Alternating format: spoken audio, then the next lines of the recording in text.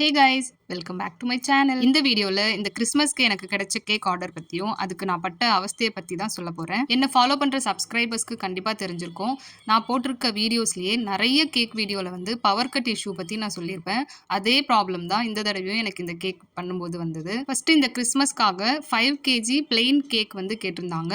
அது கூடவே ஒரு 1/2 KG butterscotch birthday cake ஆர்டருமே இருந்துச்சு. கேக் வந்து கரெக்ட் டைமுக்கு கொடுத்துடணும் அப்படின்றதுக்காக நான் காலையில 7:30 எல்லாமே என்னுடைய ஒர்க் வந்து ஸ்டார்ட் பண்ணிட்டேன். என்கிட்ட இருக்கிறது சின்ன ஓடிஜி அப்படின்றதால 1 கேஜி கேக் மட்டும் தான் என்னால் பேக் பண்ணி எடுக்க முடியும். ஸோ 5 டைம் வந்து 5 பேட்சஸாக வந்து கேக்கை நான் பேக் பண்ணி எடுக்கணும்.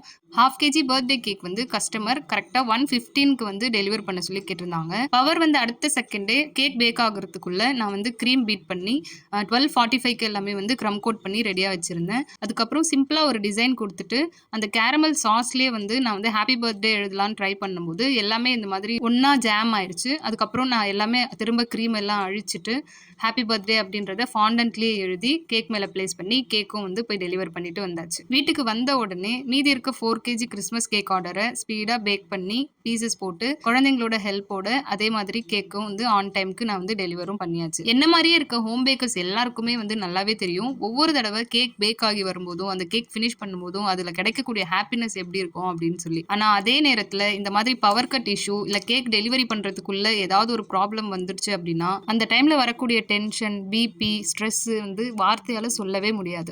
இந்த வீடியோவை யாராவது ஹோம் பேக்கர்ஸ் பார்த்துட்டு இருக்கீங்க அப்படின்னா இந்த பவர் கட் சிச்சுவேஷன்ல நீங்க எப்படி ஹேண்டில் பண்ணுவீங்க அப்படின்ற டிப்ஸை வந்து எனக்கு கண்டிப்பா கொடுக்கணும். ஸோ இந்த வீடியோ உங்களுக்கு பிடிச்சிருந்துச்சு அப்படின்னா மறக்காம லைக் பண்ணிட்டு அப்படியே இந்த சேனலை சப்ஸ்கிரைப் பண்ணிக்கோங்க. உங்களுடைய தாட்ஸை வந்து கண்டிப்பா மறக்காம காமெண்ட்ல சொல்லுங்க. இந்த வீடியோ பார்த்துட்டு இருக்க எல்லாருக்குமே belated Christmas wishes and advance happy new year.